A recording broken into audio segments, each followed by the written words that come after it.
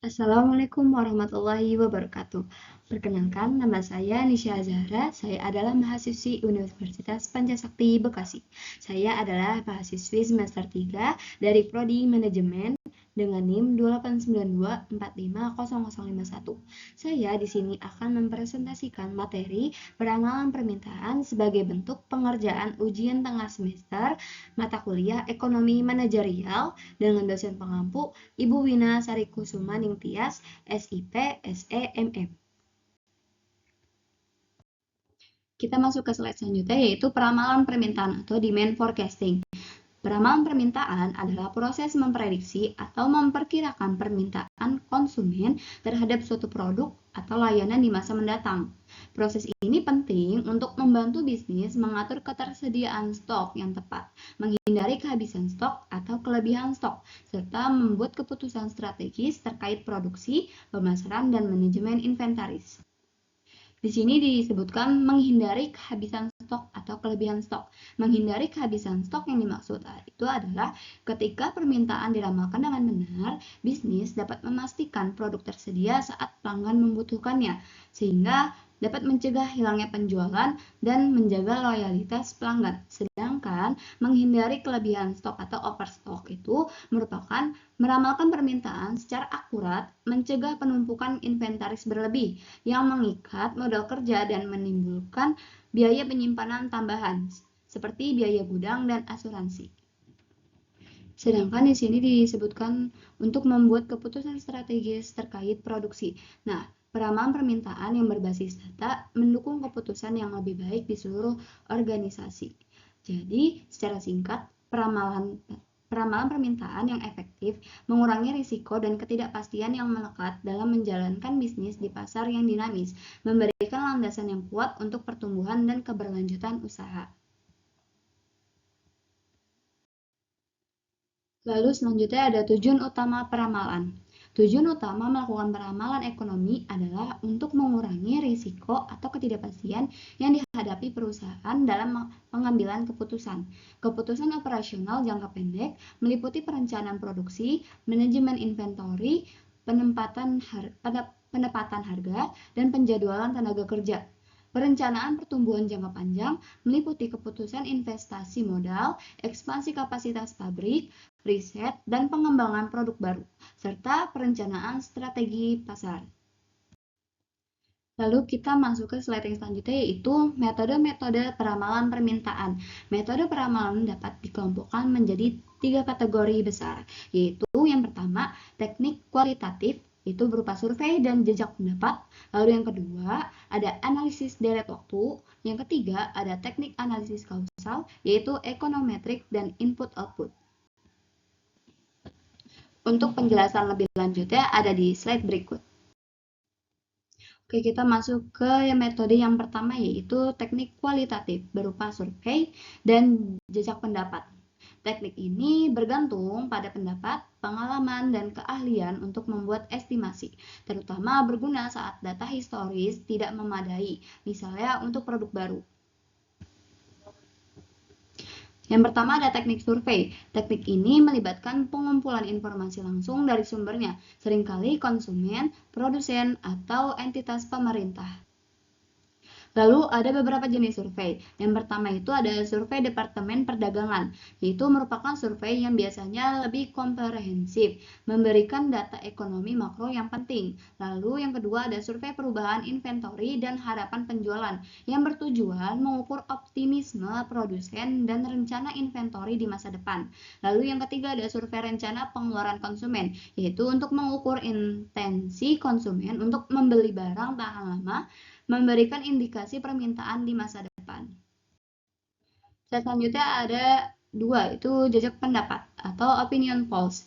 Perusahaan dapat meramalkan penjualannya dengan mengumpulkan pendapat dari para pakar, baik dari dalam maupun luar perusahaan. Ada beberapa jejak pendapat, yaitu satu, jejak pendapat eksekutif.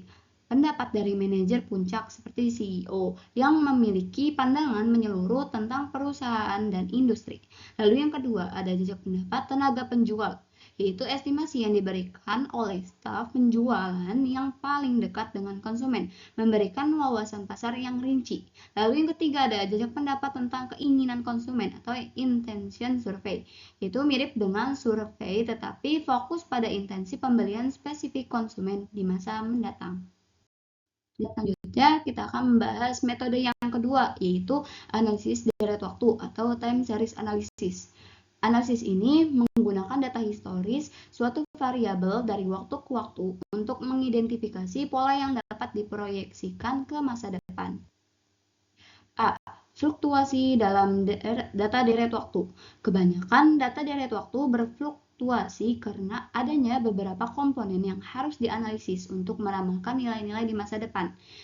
Contohnya itu tren sekuler atau secular trend, itu pergerakan naik atau turun data yang stabil dan berkelanjutan dalam jangka panjang. Misalnya, pertumbuhan populasi atau kemajuan teknologi. Lalu ada fluktuasi siklis atau cyclical fluctuation, fluktuasi yang terjadi dalam jangka waktu lebih dari 1 tahun dan terkait erat dengan siklus bisnis, seperti resesi dan boom. Lalu variasi musiman atau seasonal variation, yaitu pola fluktuasi yang berulang dalam periode waktu yang teratur dan singkat, misalnya itu harian, mingguan, atau bulanan, seperti peningkatan penjualan es krim di musim panas. Lalu masuk ke B, yaitu teknik-teknik analisis deret waktu. Ada beberapa teknik-tekniknya. Yang pertama itu proyeksi tren atau trend projection. Metode paling sederhana adalah memproyeksikan tren masa lalu. Dilakukan dengan meletakkan satu garis lurus pada data, baik secara visual maupun lebih akurat, menggunakan analisis regresi. Lalu yang kedua ada variasi musiman atau seasonal adjustment. Dengan mempertimbangkan variasi musiman, perkiraan permintaan dapat ditingkatkan secara signifikan. Metode yang digunakan yaitu metode rasio trend atau rasio to trend, atau dengan menggunakan variabel dummy dalam model regresi. Lalu yang ketiga ada teknik penghalusan atau smoothing teknik. Teknik sederhana untuk peramalan jangka pendek. Tujuannya ini untuk menghilangkan fluktuasi acak dalam data. Meramalkan deret waktu hanya berdasarkan pada beberapa rata-rata dari nilai-nilai masa lalu. Contohnya, itu rata-rata bergerak atau moving average, terus rata-rata dari nilai-nilai terbaru, penghalusan eksponensial atau exponential smoothing, lalu memberikan bobot lebih besar pada data yang lebih baru. Lalu kita masuk ke slide selanjutnya, ada metode yang ketiga yaitu teknik analis kausal. Ada beberapa tekniknya. Yang pertama, metode barometrik. Metode ini menggunakan indikator-indikator ekonomi untuk meramalkan perubahan jangka pendek dalam aktivitas ekonomi atau titik balik dalam siklus bisnis. Indikator ekonomi utama atau leading economic indicator, indikator yang berubah arah sebelum aktivitas bisnis umum berubah. Peningkatan dalam indikator ini digunakan untuk meramalkan peningkatan dalam aktivitas bisnis secara umum dan sebaliknya. Lalu yang kedua ada model ekonometrik. Model ekonometrik ini menggabungkan yang terbaik dari teknik peramalan lain, tren, musiman, indikator utama, ke dalam model statistik yang kompleks. Nah, di model ini ada dua model lagi, yaitu model persamaan tunggal, model regresi sederhana yang dihadapi perusahaan untuk produknya. Misalnya, permintaan sebagai fungsi dari harga dan pendapatan. Lalu ada model persamaan simultan atau sistem persamaan, digunakan untuk meramalkan interaksi antar variabel yang lebih kompleks. Lalu masuk ke yang peramalan input-output.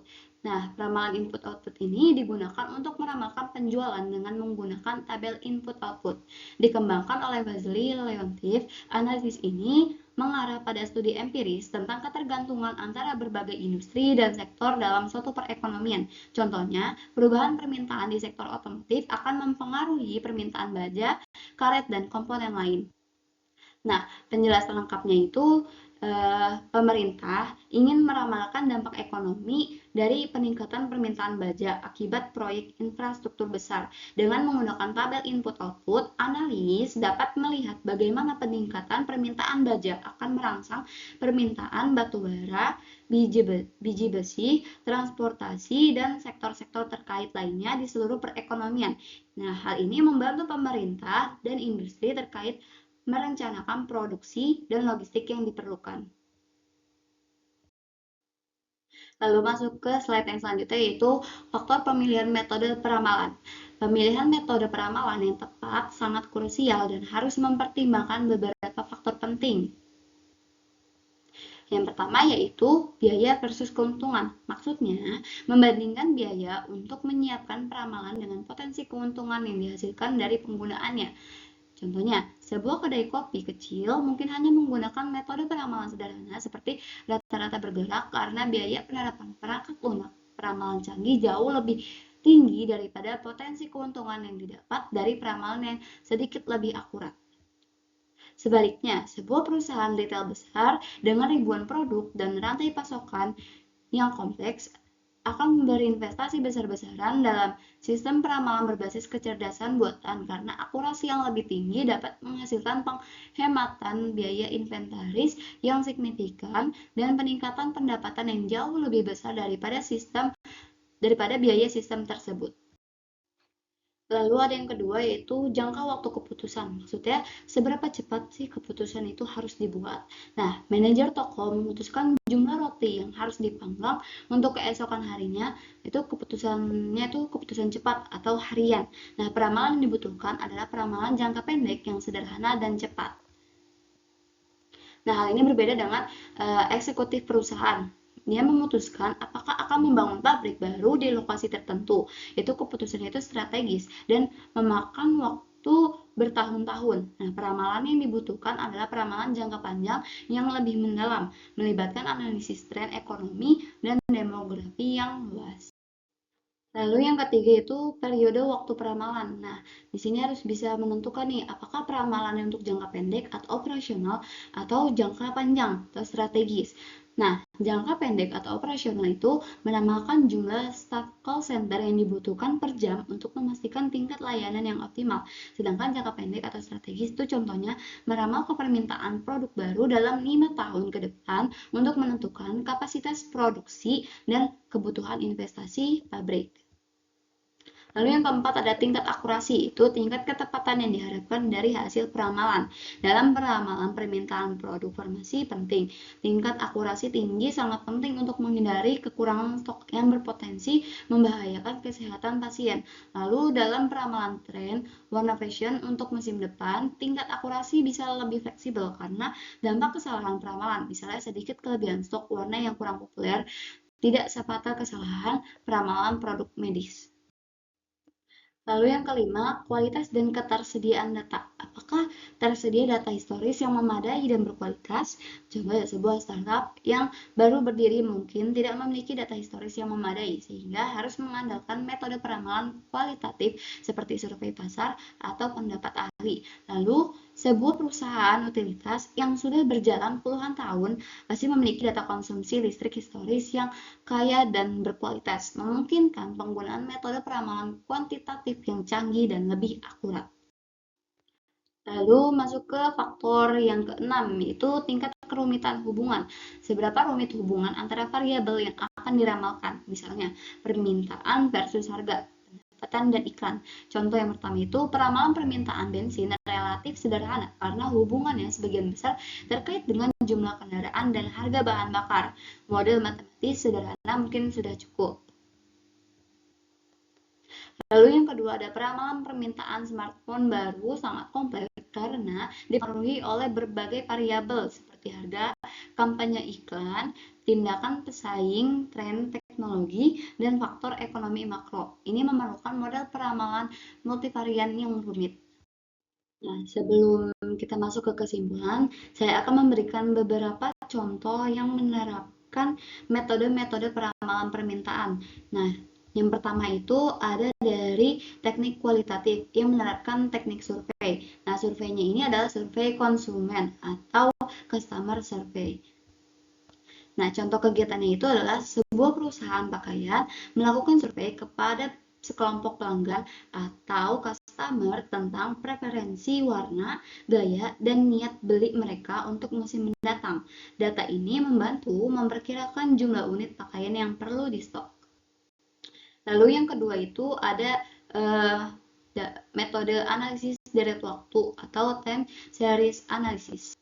Kita ambil teknik teknik proyeksi tren atau trend projection. Contohnya itu adalah sebuah perusahaan elektronik menganalisis data penjualan historis selama 5 tahun terakhir untuk melihat tren pertumbuhan penjualan tahunan dan memproyeksikan tren tersebut ke tahun depan.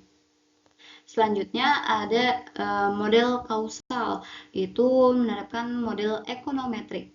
Contoh kegiatannya adalah sebuah perusahaan besar seperti Coca-Cola menggunakan model ekonometrik yang kompleks untuk menganalisis permintaan di berbagai wilayah dan pasar dengan mempertimbangkan faktor ekonomi seperti pendapatan yang dapat dibelanjakan atau PDB regional untuk membuat keputusan tentang penyesuaian kapasitas produksi. Nah, selanjutnya itu ada kesimpulan dari presentasi saya kali ini, yaitu peramalan permintaan merupakan proses untuk mengestimasi kebutuhan atau penjualan di masa depan dengan tujuan mengurangi ketidakpastian dalam pengambilan keputusan jangka pendek maupun perencanaan jangka panjang.